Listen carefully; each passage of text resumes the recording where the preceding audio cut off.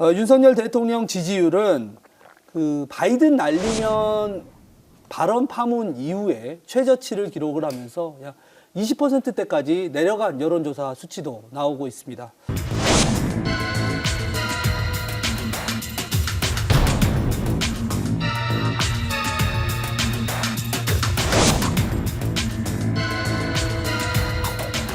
윤석열 대통령은 우크라이나 군사적 지원 가능성 발언을 당장 공식 철회하십시오. 국가 안보와 직결된 중차대한 문제를 국민적 공감대, 심지어 국회의 동의 없이 대통령 독단으로 결정할 수 없습니다.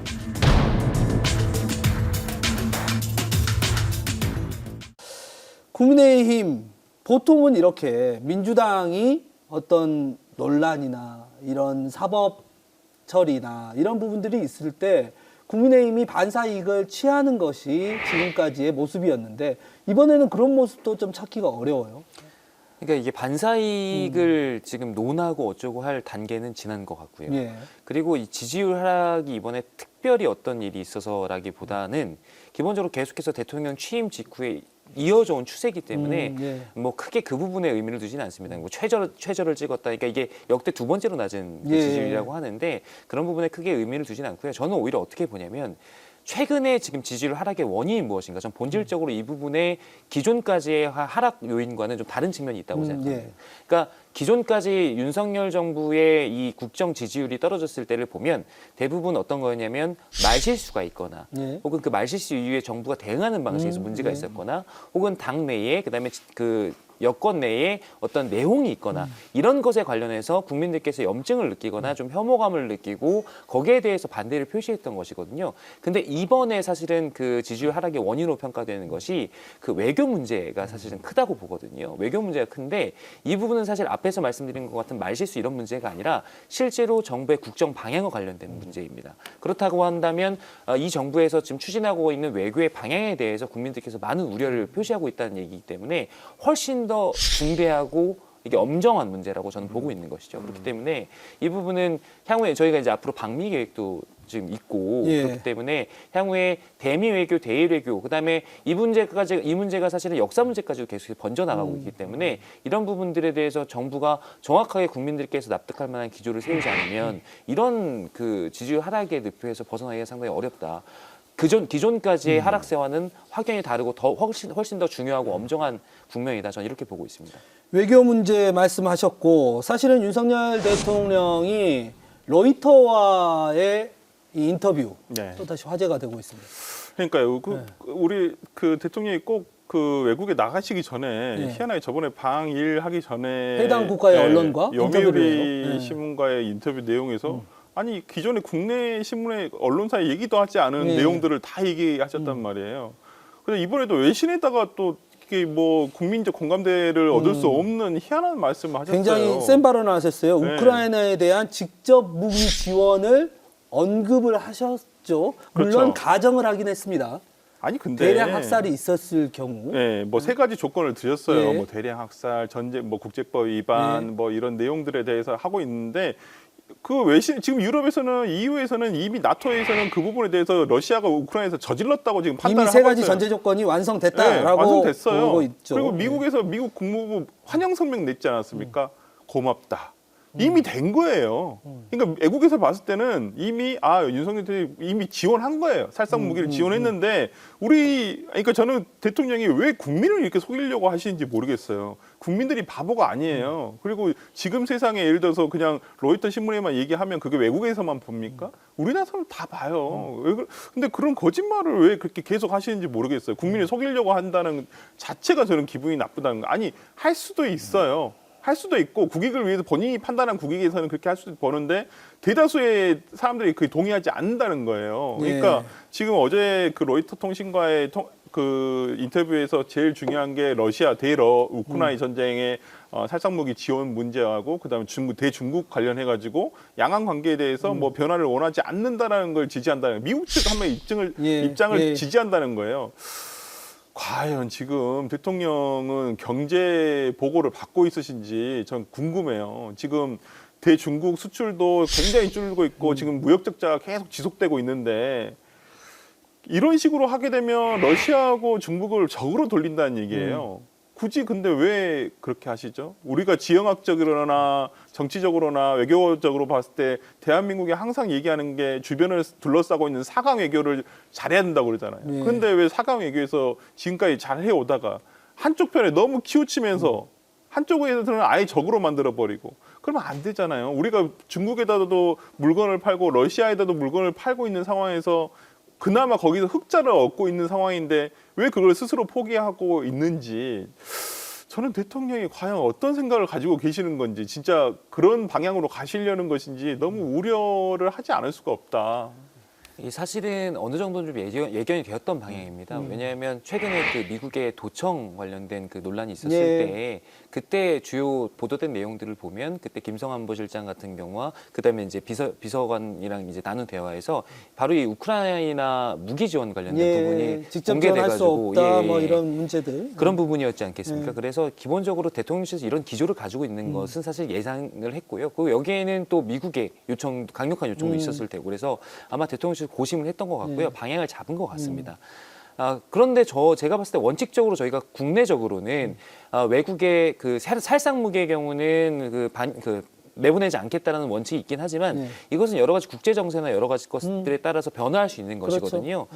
그렇기 때문에 이건 방향성의 문제지 옳고 그름의 문제는 아니라고 봅니다. 예. 왜냐하면 지금 말씀하신 대로 뭐 대중 외교 그다음에 대러 외교 자체에 문제가 생겨서 근데 그런 부분도 지금 급변하는 게 신냉전의 구도로 들어가면서 저희가 어느 한쪽에 밴드웨건 해야 된다는 어떤 기조가 쓰면 거기에 맞게 또 일관되게 따라가면 되죠. 그런데 제가 생각하기에 문제는 뭐냐면 아까 지적하신 바대로 정부에서 그러한 결정을 하는 과정에 국민들의 목소리를 듣거나 국민들과 소통하려는 노력이 부족하다는 얘기입니다. 예. 예를 들어서 정부가 설사 국민들께서 우려하는 이런 결정을 한다 하더라도 기본적으로 그런 것들에 대해서 성실하게 국민들께 물어보고 설명하고 하는 노력은 지금 사실은 저는 거의 전무하다고 보거든요. 그렇기 때문에 강력하게 이렇게 의지를 가지고 또 그것이 옳다고 믿을수록 국민들과 더 대화하려는 노력은 저는 있어야 된다고 봅니다. 이거는 정부 취임 후에 어떤 정책이 나올 때마다 예전에 그냥 노동 관련해서 할 때도 마찬가지였고 그게 국민적으로 나중에는 좋은 평가도 받긴 했지만 저는 그 절차적인 과정 중에 국민의 목소리를 듣지 않는다는 것에 대해서 일관된 비판을 좀 해왔었거든요. 이런 부분들은 기질인 건지 뭔지 잘 모르겠지만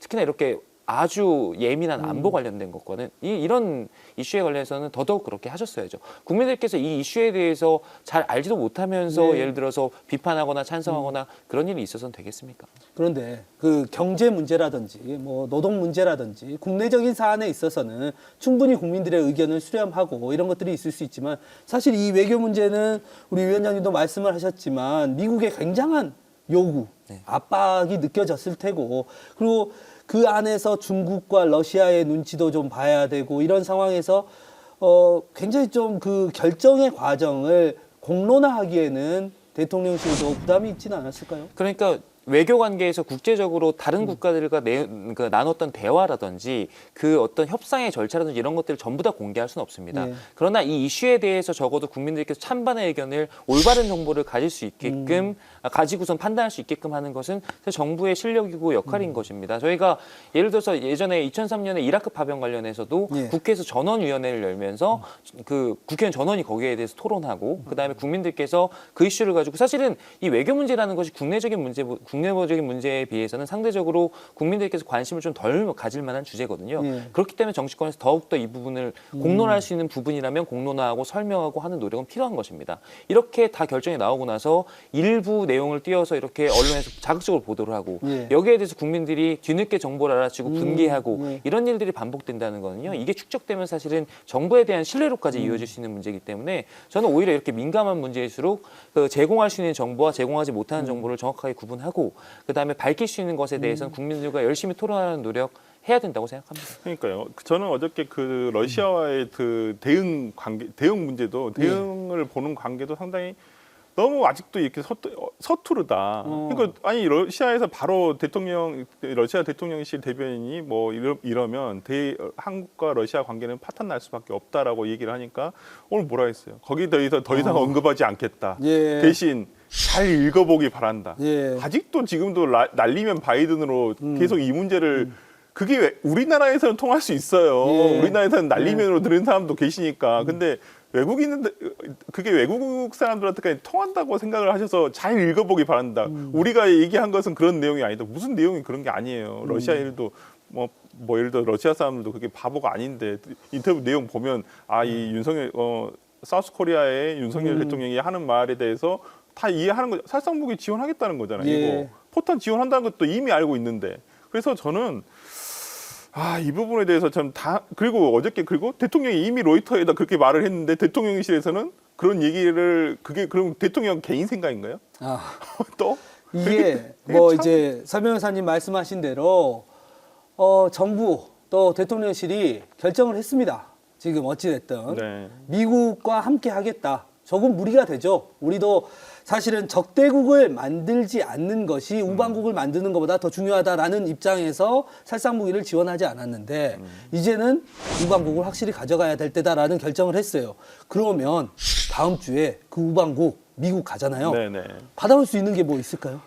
지금 받아올 수 있는 게 지금 가장 중요한 게 반도체법하고 IRA예요. 예. 근데 이미 이번 주에 뉴스 나오지 예, 않았습니까? 다 이미 정리가 됐던데요. 미국의 네, 전기차 보조금 네. 못 받아요. 네. 한국의 현대 기아차 하나도 못 받습니다. 물론 여기에 또 희한하게 얘기를 하시더라고요.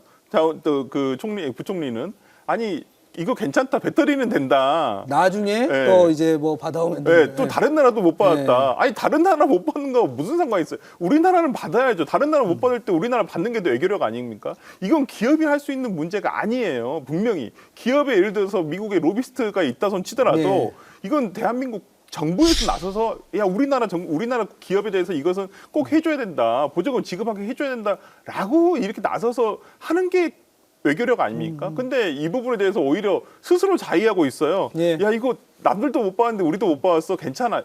이게 지금 할 소리입니까? 정부 관계자가. 저는 이런 외교를 보면서 다음 주에 가서 도대체 뭘 받아오려고 진짜 이렇게 주고 예를 들어서 우리가 그래 우크라이나 전쟁에 예를 들어서 무기도 지원하고 모르겠습니다. 파병까지는 설마 말씀 안 하시겠죠. 파병 예, 국회 동의가 예, 있어야 되니까. 설마 거기까지는 아닐 거라 생각하지만 저는 이렇게 그 커뮤니티에 나온 얘기들 젊은 2030 세대들 야 이제 파병 가는 거야? 그러니까 아까 곽 위원장님 말씀인 대로 명확한 메시지가 안 나오고 두리뭉실한 메시지 나오니까 이런 오해까지 벌어지는 거예요. 그러니까 2030 세대는 이제 뭐야 우리나라도 지키기 힘든데 이제 외국 가서 러시아 가서 죽는 거야? 이런 얘기가 나오는 거예요. 그렇기 때문에 저는 이런 부분에서 정부가 명확한 메시지를 국민들에게 전달해 줄 필요가 있다고 보고요. 그다음에 그래서 다음 주에 미국 가서 얻어올 거 저는 거의 없다고 봅니다. 진짜로 정책적으로 예를 들어서 특히나 제일 중요한 게 반도체법하고 IRA 관련된 법인데 뭐 저는 실효성 있는 어떤 대책을 가져오기 힘들 거다 생각합니다. 그러니까 저도 지금 비슷한 의견인데요. 네. 아마 단기적인 이익을 기대하신 분들께는 사실 만족스럽지 못한 순방이 될 가능성이 크다. 예. 왜냐하면 지금 말씀하신 그 반도체법이라든지 IRA 그 관련된 법들은 이게 미국에서 지금 기조를 잡고 있는 것이 적대적인 국가들뿐만 아니라 우방국의 그 이익도 고려하지 않은 자국의 이익들 먼저 최우선을 고려하는 이제 이런 기조를 명확하게 세웠기 때문에 비단 그 대한민국뿐만 아니라 다른 그 우방국들 같은 경우도 아마 이게 그 관련해 갖고 어떠한 이득도 얻기가 어려울 것이다. 오히려 손해를 볼 것이다. 이렇게 지금 예측을 하고 있고요. 다만 제가 아까 말씀드린 대로 그 저희가 그 외교에서 다자외교 간에서 균형제 역할을 하겠다라는 것이 예를 들어서 일각의 어떤 그 기조였다면 지금은 확실한 편승 전략을 쓰는 것이 지금 그 윤석열 정부의 그 외교 기조인 것 같아요. 그런 측면에서 장기적인 어떤 관계를 조금 더 공고화하거나 지금 얘기하고 있는 그 북핵 위협에 대해서 어떤 안보 우산이라든지 이런 부분들을 더욱더 촘촘하게 강화하는 그러니까 좀 장기적이고 뭔가 호혜적인 어떤 그런 성과 이외에는 단기적으로 눈에 띄는 정치적 성과는 사실 저도 이번에 기대하기 좀 어렵다라고 보고 있고요. 그렇기 때문에 지금 얘기한 그런 우크라이나 관련된 이런 무기 지원이나 이런 문제들이 더 논란이 될 수 있는 겁니다. 이런 것이 사실 이런 지금 부분과 독립적으로 떼어놓고 보면 충분히 토론이 가능한 문제거든요. 대한민국에서 지금 세운 원칙에 대해서 우리가 어떻게 변경할 수 있느냐, 혹여 다른 변수가 생겼을 때 우리가 이렇게 대처할 수 있지 않겠느냐는 이런 토론들이 가능한 국면인데 이게 당장 얽힌 그 순방과 지금 이게 연결되어 있다 보니까 그러면 뭘 주고 뭘 얻을 건데 사실 외교 관계는요 그렇게 단기적으로 바로 뭘 주고 뭘 얻고 이런 그런 어떤 게임이 아닙니다. 예. 그렇기 때문에 저희가 여러 가지 측면에서 복합적으로 좀 살펴봐야 하는데 제가 봤을 때는 선명하게 저희가 정부에서 막 내세울 만한 그런 것들을 지금 기대하기는 어려울 것 같다. 약간 우려스러운 건 국민들은 경제적인 어떤 대책 예. 이걸 바라고 있을 텐데 저는 엄하게 지금 핵공유 이런 얘기 나올까봐 걱정돼요. 지금 오히려 더 불안감을 키울 수 이거 있는. 최근에 이게 지금 정부 여당 일각에서 핵을 지금 보유해야 된다라는 지금 내용들이 계속 이게 메시지들이 보도가 되고 있어요. 네. 그러니까 이게 커지지는 않고 있는데 지금 뭐 대한민국도 핵을 보유해야 되는 거 아니냐. 지금 독립적으로 네, 자체 독립적으로. 보유. 그래서 지금 이런 기사가 왜 나오지 저는 되게 의아하게 보고 있거든요. 근데 지금 최근에 들어본 어떤 뉴스 전반적인 내용 보면 북한에서도 지금 7차 핵실험을 계속 미뤄오고 있지 않습니까? 예. 그래서 지금 7차 핵실험이 조만간에 올해가 넘어가기 전에 이루어질 수 있다라고도 보고요. 또 그걸 계기 삼아서 대한민국에서도 지금 핵을 예를 들어서 핵 공유를 한다든지 나토식 핵 공유를 한다든지 아니면 핵을 적자적으로 보유하고 싶어하는 어떤 일각의 움직임이 있는데 과연 이번에 미국 가셔서 경제적인 대책을 가져오지는 못하고 오히려 핵공유라든지 이런 위기 상황을 극대화시킬 수 있는 대책만 받아오는 것은 아닌가 싶어서 상당히 좀 솔직히 마음속으로 좀 걱정이 됩니다. 네, 정부와 여당 또 대통령실까지 외교 문제에 대한 불만은 물론이고 이런 불안까지 같이 있습니다. 그리고 저희가 앞서 이야기한 대로 민주당도 지금 상황이 녹록지 않습니다. 이제 총선 1년 남았는데 그러다 보니까 신당 창당 움직임도 다시 한번 거세지고 있습니다. 이번 주에 김태섭 전 의원이 신당 창당을 해보겠다 이렇게 명시적으로 발언을 했습니다. 당시 포럼 자리에는 김종인 전 비상대책위원장, 김태섭 전 의원, 민주당의 이상민 의원, 민주당의 권지웅 비대위원, 국민의힘 김재석 도봉 갑당협위원장, 청년정의당 김창인 대표 이렇게 각 당에서 내놓으라 하는 분들이 많이 참석을 했습니다. 우리 곽 위원장님, 네. 김재석 위원장님과는 또 친하시잖아요. 네. 이렇게 또 관계죠. 이렇게 대거 정치 세력이 또 하나 만들어지는 건가요? 제가 김재선 위원장한테 직접 네. 확인을 해봤습니다. 예. 도대체 왜냐하면 지금 국민의힘의 현직 당협위원장이기 그렇죠. 때문에 예를 들어서 그런 자리에 갔다가 심지어 금태섭 전 의원께서 신당 창당을 추진하겠다라고 밝힌 이제 그런 마당에 괜히 얽혀가지고 이상한 오해받는 거 아니냐라는 이제 얘기를 했더니 사실은 이 토론회 자체가 그런 취지로 기획된 것은 아니고 예. 그 정치 개혁에 대한 그 청년 정치인들의 의견을 듣는 그런 패널로 나간 것인데 이렇게 지금 나중에 그 부분이 더 부각되는 바람에 이렇게 됐다라고 얘기를 하더라고요. 근데 예. 저는 사실 이런 식의 움직임이 나올 때가 되었다라고 생각을 합니다. 나올 때가 되었다고 생각하고 오히려 좀 빨리 지금 진행이 된 거죠. 예년에 비하면. 저희 생각해 보면 이렇게 여야에 대한 평가가 국민들의 평가가 공이 좋지 않고 정치권 전체에 대한 그 불신이 일어날 때마다 그 흔히 얘기하는 새정치, 제3지대, 그다음에 중도 정당 뭐 이런 것들이 대안으로 제시되어 온 역사는 사실은 계속되어 왔습니다. 그렇기 때문에 이게 아주 새로운 것은 아닌데 지금 과연 이것이 가능할 것이냐 하는 부분들에 저희가 집중을 해봐야 되는 것이고요. 저는 여기에는 사실은 이게 가능하려면 두 가지 정도 조건이 갖춰져야 된다고 생각합니다. 첫 번째는 강력하게 이걸 구합할 수 있는 구심점이 누가 될 것이냐. 인물. 예, 예. 제가 얼마 전에 김종인 전 비대위원장께서 어디 인터뷰하는 거 보니까 아니 왜 금태섭이라고 대통령 못할 네. 거 있냐 뭐 네. 이런 식의 얘기하시는데 영웅 갑자기 튀어나올 수 있는 것이지. 물론 말씀대로 그럴 수 있겠지만 저희가 흔히 얘기했을 때 정당들에서 가장 두려워하는 것이 뭐냐면 불임 정당이 되는 것입니다. 예. 쉽게 얘기하면 어떤 대통령이나 성과를 배출하지 못하는 그런 정당이 될 때 대안 가능성이 없는 정당이라는 얘기를 들을 수 있기 때문에 이거는 정당의 치명적인 문제인 것이거든요. 그렇기 때문에 저희가 지금까지 제3당 창당의 사례들을 보면 구심점이 될 만한 대권 주자들이 있었습니다. 강력한 대권 주자. 안철수 대표의 그 정당이 그랬었고요. 예. 그다음에 예전에 바른정당을 창당했을 때도 반기문 사무총장이라는 그런 인물이 있었기 때문에 예. 사실 가능했던 일입니다.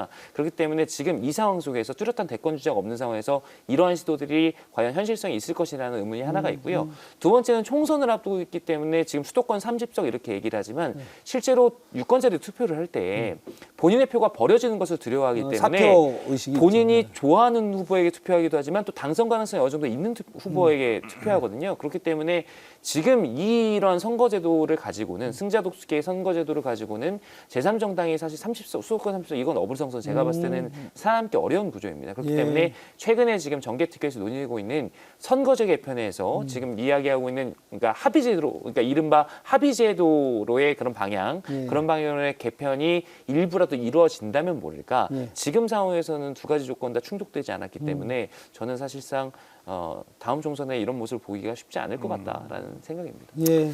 저는 김종인 전 비대위원장의 이제 별의 순간은 다 있구나. 그 별은 다 진 것 같구나. 예. 저는 아까 말씀하신 대로 금태섭 또 대통령이 될 수 있지 않냐 이 말 하는 순간 이제 그 별의 순간이라는 값어치는 브랜드는 이제 확 떨어졌다. 이제 감 없으시구나. 정말 그 뉴스를 보고 그 댓글을 한번 봐보세요. 이 제 3정당 할 때 예. 댓글 보면 내가 니들 믿으려고 무당층 하고 있는 거 아니다. 아. 이런 댓글이 정말 많아요. 예. 그러니까 제3지대, 제3정당에 대한 어떠한 저는 니즈는 충분히 있다고 봅니다. 무당층도 늘어나고 양당 체제에 상당히 실증감 느낀 세력도 많고 또 양당 체제가 가지고 있는 지금의 어찌 보면 극대화된 그러니까 분열의 모습. 예. 그다음에 협치도 하나도 안 되고 그 과정에서 제3지대라든지 제3당이 가질 수 있는 역할론이 분명히 저는 대두될 수 있다고 보고 필요도 하다고 저 개인적으로 생각합니다. 예. 하지만 김종인 전 비대위원장인지 금태섭 의원이 저는 그 자리를 대신할 수는 없다고 봅니다. 절대 젊은 층 아니면 다른 이 무당층에 있는 사람들이 그 사람들을 보면서 그래 내가 지지할 수 있는 제3지대는 이 사람들이야 이렇게 생각하시는 분 하나도 없어요. 저는 그래서 바로 그 이준석이라는 사람이 소환이 되는 거예요. 바로. 근데 이준석 대표는 지금 생각이 지금 없다라고 했잖아요. 지금 상황에서는 그렇죠. 그렇기 예. 때문에 저는 금태섭 의원은 모르겠습니다. 지금 민주당에서도 환영을 못 받고 국민의힘에도 뿌리를 못 내리고 그러니까 그냥 저는 뭐 김종인 비대위원장과 같이 인연이 있었기 때문에 저는 지금 이러한 어떤 정치적인 행태를 보이는 거라고 생각을 하고요. 예. 그 큰 의미는 없을 것이다. 저는 개인적으로 생각하고 그렇지만은 제3당 그다음 제3지대에 대한 열망은 저는 꾸준히 이어질 것이다라는 저는 생각을 해봅니다. 뭐 정치 지형도 그렇고 한데 사실 인물 지금까지는 말씀하셨다시피 어떤 인물 영웅이 등장을 해서 그 영웅이 우리의 문제를 다 해결해 주는 방식을 기대해 왔던 것 같고 네. 그것이 신당 창당의 어떤 동력이 되어 왔어요. 그런데 지금 현재 상황에서 어떤 삼김 시대라든지 아니면 지난 과거의 정치의 모습처럼 이런 영웅이 등장할 수 있을까요? 저는 불가능하다고 보지는 않습니다. 왜 그러냐면 지금 특히나 광주 전남, 그다음에 경북, 대구 경북 여기에서의 똑같은 저는 지금 니즈는 있다고 봐요. 그러니까 각 당에 어찌 보면 그 근거지라고 볼 수 있는 곳에서 지금 실망감이 굉장히 늘어나고 있거든요. 그러니까 지금 민주당에 대한 어떤 광주 전남에서의 불신감도 높아져 있는 건 사실이에요. 예. 하지만 국민의힘을 찍을 수가 없기 때문에 그냥 난 투표하러 가지 않겠다. 그럼 대구, 경북도 마찬가지로 봐요. 내가 민주당을 찍을 수가 없으니까 국민의힘 후보한테 표 주기는 싫은데. 예. 왜 그러냐면 그 문제점이 뭐냐? 공천을 잘못하는 거예요. 그다음에 각 그 지역의 인물의 경쟁력이 떨어진다는 거예요. 물론 민주당과 국민의힘 그 옷을 입고 나오면 대구, 경북, 광주, 전남에서는 무조건 되시겠죠. 예. 될 확률이 높죠. 무조건 된다기보다는. 될 확률이 높은데 거기에 너무 안주한다는 거예요. 당도 마찬가지고. 저는 그런 면에서라면 이 각 당에서 이런 왜 제3지대가 그것도 니즈가 있을까? 그것도 자기 베이스에서. 예. 이걸 잘 생각해 보셔야 돼요. 저는 그런 면에서 각 당에서 정말 공천 개혁 저는 특히나 민주당 같은 경우에는 이번에 돈봉투 사건도 있고 해서 좀 대대적인 공천 개혁이 있어야 된다라고 생각합니다. 저는 조금 다른 의견인데요. 아까 제가 역사적인 사례들을 이야기하면서 예. 인물 중심의 어떤 규합들이 이루어져 왔다라고 이제 사실을 말씀드린 건데 사실 저 개인적으로는 그것이 정치적으로 바람직하다고 생각하지는 않습니다. 예. 왜냐하면 저희가 역사적으로 기억해봤을 때 많은 영웅들이 떠오르는데 정치적인 영웅들이 떠오르는데 이제 그런 인물들이 그 80년대 후반 삼김 시대 그 거인들의 시대를 지나서는 사실 나타나지 않았거든요. 그 전까지 나타났던 영웅들을 보면 최초에 등장할 땐 영웅으로 등장했지만 독재자로 끝나는 경우도 많았거든요. 예. 그러니까 그 인물 중심의 그 어떤 정치라는 것이 그만큼 리스크가 있는 겁니다. 그 영웅이 타락했을 때 어떻게 하실 것이냐 뭐 이런 문제들이 있기 때문에 사실 저는 이런 것들이 시스템이 이끌고 나가는 것이 맞다라고 생각하거든요. 그런 측면에서 제가 지금 저는 가능성이 사실 높지 않다고 보지만 예. 이번에 만약에 제3정당이나 대안지대 이런 부분들이 만약에 실현화된다면 그것은 제도의 변화가 이끄는 것이어야 한다라고 생각합니다. 분명히 국민들께서는 양당 모두에게 염증을 느끼고 있고 새로운 어떤 옵션을 바라세요. 그리고 정치를 마케팅의 측면에서 봤을 때 다양한 상품들을 내놓는 것은 또 정치권의 의무이기도 합니다. 그렇기 때문에 이런 부분들에 대한 고민은 계속해서 아까 변호사님 말씀하신 대로 해야 될 건데요. 근데 그런 것들이 몇 명의 유명 인사들에 의해서 내가 인기 있으니까 따라와 이런 식에 대해서는 사실 저는 그건 구태라고 보고요.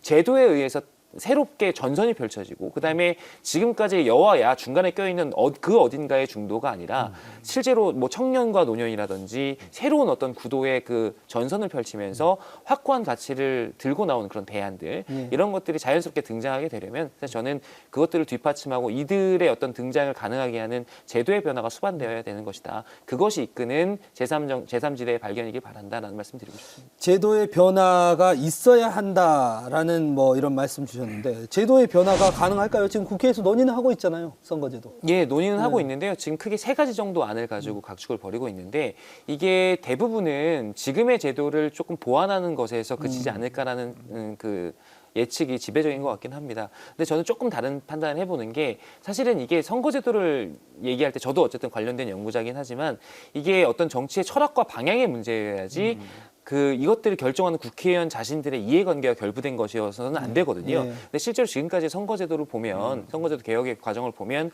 여야가 각각 가진 이해관계에 따라서 결정됐던 게 있어서 그런 부분에서 만약에 정무적으로 저희가 판단을 해본다면 지금 저는 여야 모두 예를 들어서 지금 제도가 아니라 선거구로 따지면 중대선거구 제도로 갈 어떤 유인 이런 것들은 전 충분히 있다고 봅니다. 먼저 여당으로서는 지금 수도권에서 지금의 지지율과 여러 가지를 봤을 때 수도권에서 지난번과 비슷한 결과를 나타내는 그러니까 참패를 할 가능성들이 높다라고 보는 게 그렇죠. 우세하기 네. 때문에 그런 부분들을 시뮬레이션에 보면 혁파할 수 있는 방법이 바로 이런 중대선거구제이거든요. 예. 저희가 거의 전 모든 지역구에서 지더라도 2등을 하기 때문에 그런 측면에서 이런 부분에 대해서 저희가 영남 지역에서 일부 손해를 좀 본다 하더라도 도농복합형 중대선거구로 갔을 때 여당이 보는 이익이 있고요. 그다음에 야당 같은 경우도 민주당은 싫어할 것 같지만 그렇지가 않은 게요. 예전에 일본의 사례를 보면 일본의 중대선거구제를 운영할 때 가장 문제가 됐던 게 사실은 계파 한배에 관련된 예. 문제였습니다. 그래서 지금 민주당 내에서 일어나고 있는 분열의 양상들을 보면 이재명 대표가 예를 들어서 총선 때까지 당의 깃발을 끌고 간다라고 얘기를 했을 때 예를 들어서 친명계로 분류되지 않는 분들에 대한 어떤 그런 배려라든지 이런 부분들이 필요할 때 사실은 이 중대선거구제라는 제도가 거기에 중요한 아주 그 긍정적인 그 수단이 될 수 있거든요. 그런 측면에서 봤을 때 지금 국회의장께서 강력하게 밀어붙이고 계신 지금 이런 식의 개혁 자체가 아예 가능성이 없는 것은 아니다. 이게 철학의 문제가 아니라 각 당의 이해관계가 걸린 문제라서 조금 제가 말씀드린 그렇습니다만 하여간 그런 식으로 정무적으로 분석을 해봤을 때 공학적으로는 불가능하지 않은 이야기다라고 저는 보고 있습니다. 그러니까 각자 뭐 대통령실에서도 바라고 윤석열 대통령도 중대선거구제 바라셨어요. 예, 그렇죠. 연초 기자회견에서. 그다음에 이재명 대표도 다당제를 선호하세요. 실제. 예, 본인도 그건 사석이나 어떤 공석에서도 밝혔다시피 특히 국회의장. 예, 뭐 다당제. 그다음 국회의장. 유독 이제 국민의힘에서는 별로 얘기가 없으셨어요. 예. 보니까 그냥 본인들은 뭐 관심도 없고 민주당도 솔직히 말씀드리면 정치 개혁한다고 하지만은 당에서 별로 관심이 없었어요. 기본적으로. 근데 그래서 저희들끼리 만나서도 이렇게 물어보면 안 돼. 네. 다 이거 안 될 거야. 그러니까 지역구 좀 조정하고 그다음 비례대표 선출 방식에 대한 조금 조정만 미세 조정만 있을 것이다. 이렇게 가지 않을까. 라는 생각이 이게 국회의원들이 하기 때문에 그럴 수밖에 없는 거예요. 이게 진짜 예를 들어서 대통령실, 그다음 국민의힘, 민주당에 이게 결단이 이어지면 저는 충분히 중대선거구제로 변화는 또 가능하다고는 봅니다만은 현재로서는 저는 굉장히 암울하다. 왜냐하면 당 내에서 봐도 이 선거구제 개편에 선거구제, 그러니까 중대선거구제라든지 이런 그 선거 관련한 어떤 개혁과 관련해 가지고 정말 관심들이 없어요. 진짜 실제로 지금 오히려 그런 와중에 동북까지 떠져가지고 네. 오히려 움츠러들어 버렸어요. 그런 얘기조차도 못 하게 되고 이거에 대해서 과연 각 당, 양당 특히나 거대 양당이 관심이 있나? 저는 관심이 없다. 그래서 이게 실현될까라는 생각이 좀. 근데 제가 조금 기시감이 요즘에 드는 게요.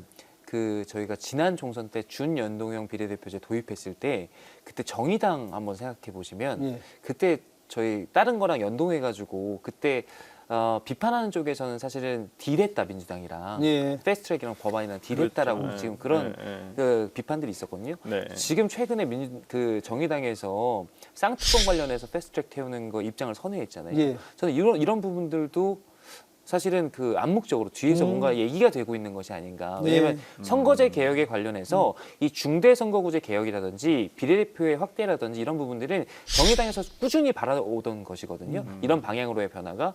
그런 측면에서 지금 민주당과 같이 이야기를 해야지만 예. 가능한 제1야당과 이야기를 하지 않고는 사실 이 부분이 실현되기 어려울 텐데 정의당에서 최근에 입장을 선회한 것과 저는 이런 부분이 조금 관련이 돼 있지 않을까라는 생각도 비공식적으로 좀 해봅니다. 왜냐하면 그런 선례가 있으니까. 예. 그래서 저는 지난 4년 전에 그런 상황과 기시감이 좀 들어서 그 부분도 한번 지적해보고 싶습니다. 지난 4년간 민주당과 정의당은 이제 다시 만날 수 없는 다리를 건너버려가지고 예.